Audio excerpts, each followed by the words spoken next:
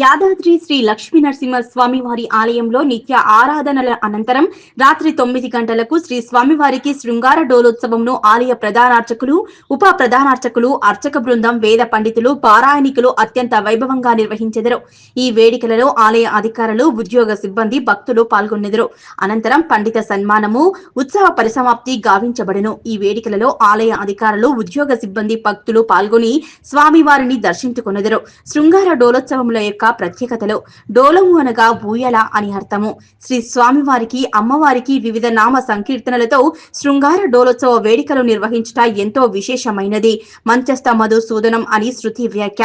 డోలారుహులైన స్వామివారిని, అమ్మవార్లను దర్శించిన భగవదనుగ్రహము, మనోరథములు నెరవేరునని పురాణ గాథలలో తెలియజేయబడుతున్నది. శృంగార సంగార కిరీట లసధ్వరాంగ అని ఆదిశంకరులు శ్రీ స్వామివారిని స్తుతించుట ఈ శృంగార డోలోత్సవంలోని అంతరార్థము.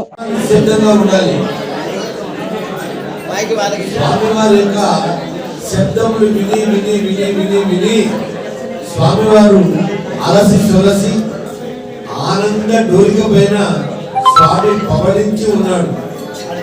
మన విశ్వాస నిశ్వాసాలు కూడా పక్క వారికి వినబడితే మనం నిశ్శబ్దంలో మహాశబ్దాన్ని సృష్టించుకుంటూ పరమాత్మ భాషను అర్థం చేసుకుంటూ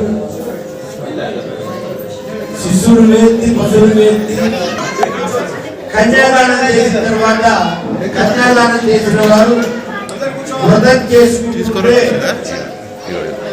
బియ్యముల వారికి వచ్చినట్టుగా ఈ సంగీత రథ సారథులందరూ కూడా స్వామివారి దగ్గరికి నాగవల్లి అయింది కదా, ఈ రోజు పవళింపు సేవ కోసం వీరందరూ వచ్చారు.